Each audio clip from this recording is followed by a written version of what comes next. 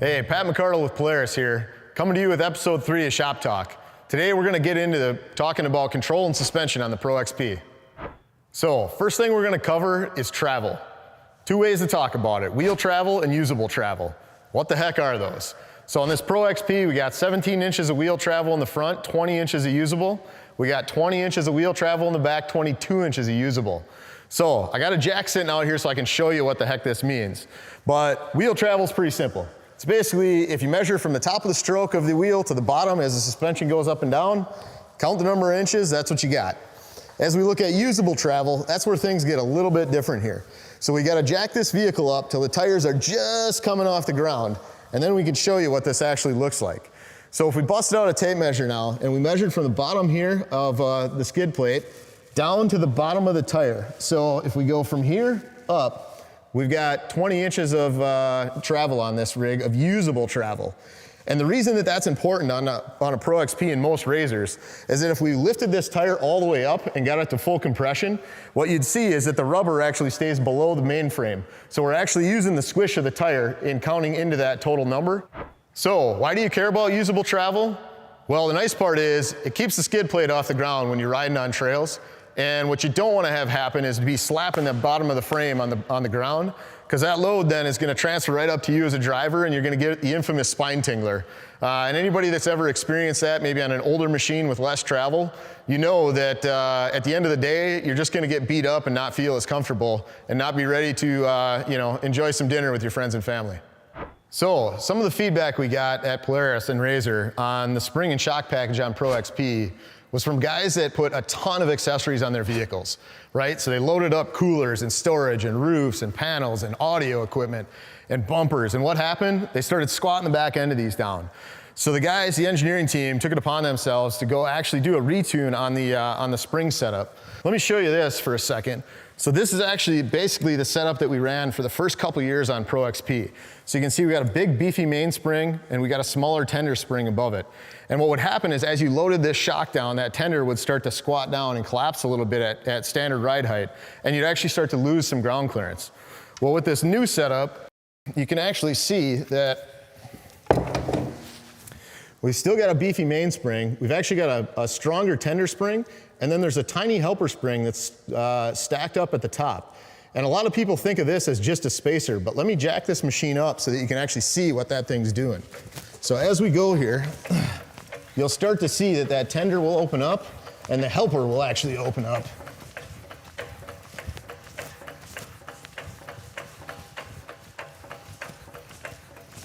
And eventually, I'll get the jacks of the wheels are slightly off the ground. And you can see now what this helper spring is actually doing.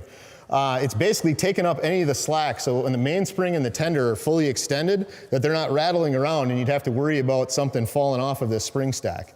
The other things that we adjusted on this setup, we actually extended the thread length on the body down further and added these crossovers, the adjustable crossover in.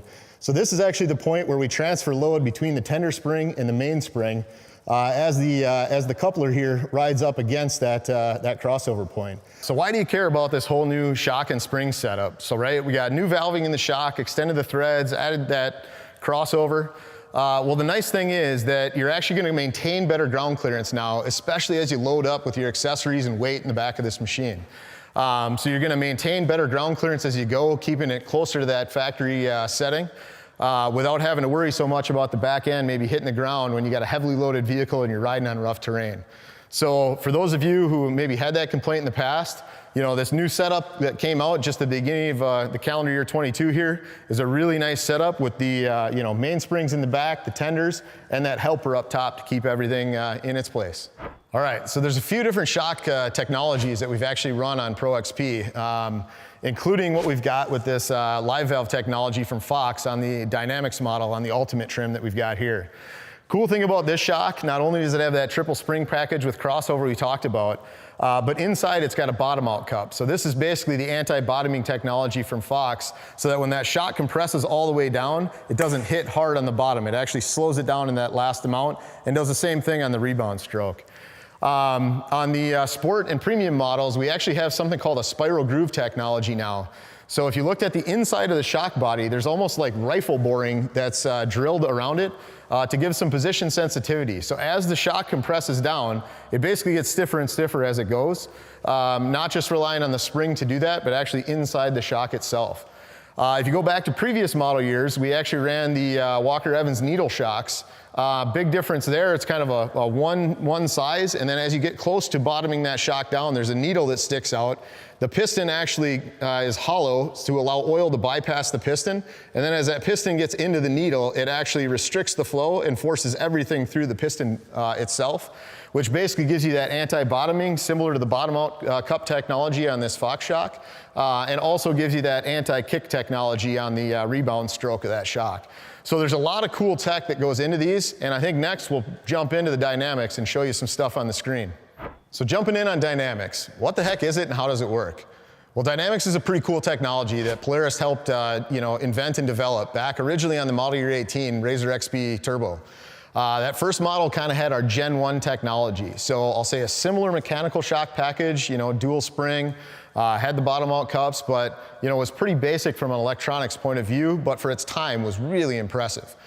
We came out with the Turbo S after that, actually added internal bypass from the mechanical shock technology, took a couple little steps on the electronics, and then when Pro XP came out, we actually upped the game on the electronics. So this is kind of like a Gen 2 electronics package when you think about the controls and how they work.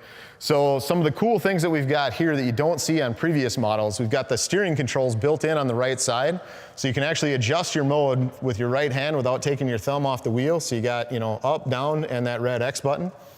The other cool things is that go into this are like in our first gen, when you went into a corner, we'd stiffen up the outside wheels and leave the inside alone. On these now, we stiffen the outside and soften the inside to help keep that body flat so you don't roll as much going through a corner. When you hit the brakes, we stiffen up the front end. When you hit the throttle off a launch, we actually stiffen the back to give you an anti-squat. So what does all that mean? It means you don't have to compromise. Instead of picking a soft suspension, a medium, or a firm one, you've got the ability to adjust it on the fly. So, if your terrain is changing throughout the day, or maybe your riding location's changing week to week, you don't have to go back in and monkey with your shocks all the time. You can do it right from the comfort of your cockpit and keep everybody in the vehicle comfortable as you ride. All right, so the nice thing about this dynamic system is I got all the controls right here on the right-hand side of my steering wheel. If I hit this red X button, you can see all four corners are going to full firm. And when I let go, a second or two later, it bleeds off. I've got 3 different modes I can choose from: comfort, sport, and firm. And you can see that all 4 corners adjust as I go up through those. And this is a 0 to 10 scale. That's important to remember. The other cool thing is that I can actually stack. So let's say I'm in sport, everything's at position 3, and I hit the brakes. Well, what happens? It stiffens up the front end. Now, if I go into a corner to the left, you'll actually see it stiffens up the right side. I'm gonna let go of the brakes. So you can see we can actually stack the cornering, the braking. If I get off, we can even do an acceleration where it does the anti-squat in the back. So we're gonna start out in comfort. First button tap I hit will pop up what mode I'm in, so I can see, okay, I'm in comfort. Second time, it's gonna go up to sport as I hit the up arrow. If I do it again, I can go all the way to firm. You'll see if I hit the brakes, it'll say braking. It'll put me at full firm in the fronts and give me the indication that my brake is on here on the lower left side.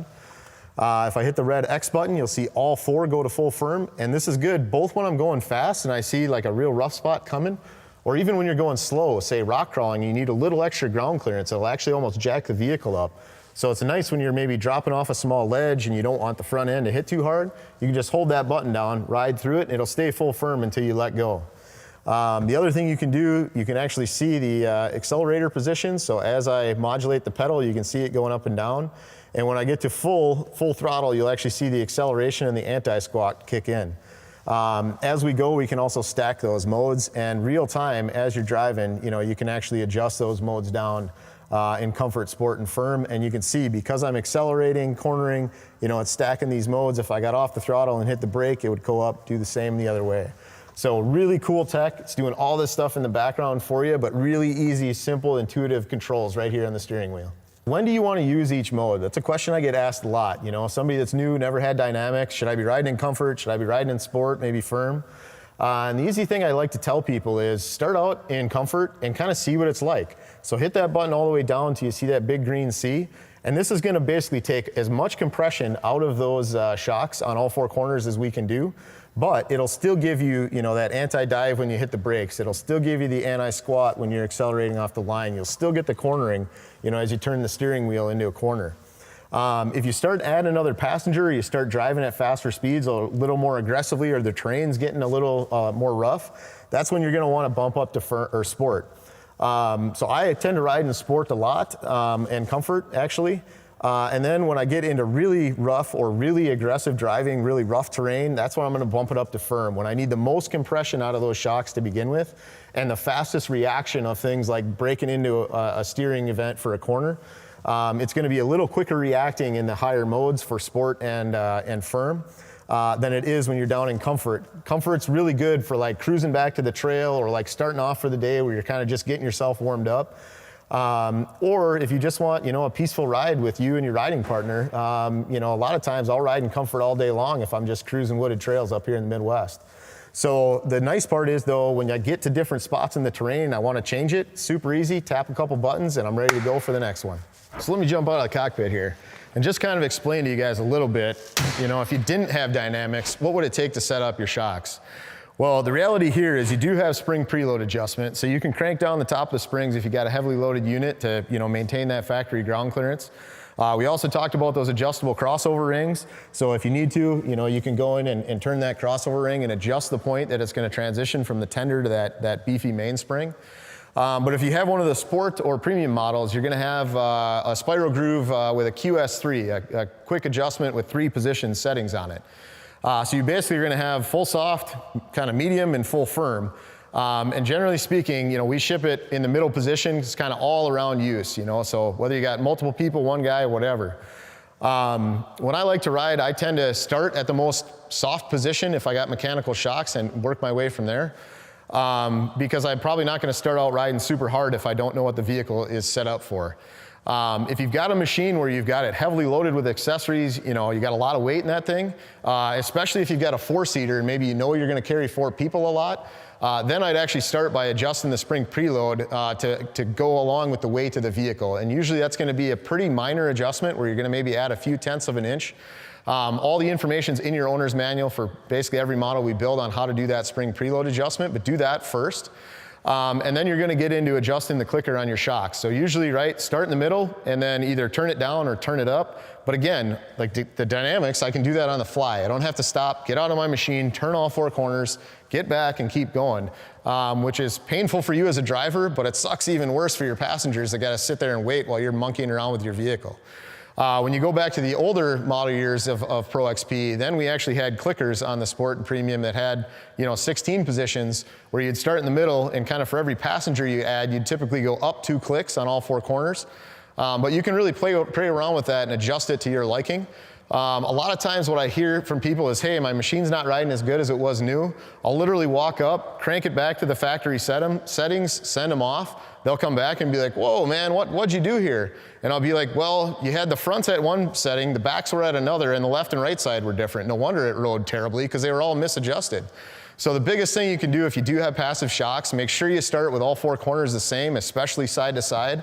And then you can tweak them a little bit, like 1 or 2 clicks at a time as you work your way around and kind of re-ride the same trail a few times to kind of get what that feeling is like so you can really get it tuned in as best you can. But again, the Dynamix system is far and above easier because you kind of just turn the key right and adjust it right from the steering wheel as you go. So we've had some people ask like, hey, are the electronics reliable when it comes to Dynamix? Well, let me start in the back and show you what it looks like where we plug into a shock. So if you look up at the top, the valve is actually up here, and I'm going to pop this connector out and you're going to be able to see what this looks like. So this is a fully sealed connector, similar to what's used on a giant earth-moving bulldozer. Fully sealed right up here. It's got a terminal lock to make sure the terminals are fully inserted and locked in place. We've actually got a 90-degree back shell so that we can ensure solid routing along with this convolute jacket leading back to the main harness. So the nice part is this is well routed, easy to assemble. You got to ensure that it's put together right. And when it gets plugged in, you can actually hear it snap into place to make sure it's fully seated. And if you ever did have a problem, the dealer could actually, take this connector family apart, do all their diagnostics, put it back together, and get you fixed back up again. And I think, what a lot of people don't consider is the fact that there's actually a lot of, electronic technology on these vehicles already. Every RZR that's ever been built has had electronic fuel injection for many, many years. We've got electronic power steering. We've got LED headlights and taillights. We've got full infotainment systems with ride command. And by and large, this stuff actually works really good. We try and seal it up, keep the elements out, and make it so that it lasts, for a good long time on your machine, and hopefully you can get out and enjoy it. Hey, that's a wrap for episode 3 of Shop Talk. Covered off on control, suspension, dynamics, all kinds of good information about how this stuff works, along with some of the changes of the latest shock and spring tunes. Make sure you click that like button, leave us some comments on what you want to see in the future, and don't forget to subscribe for future episodes of Shop Talk.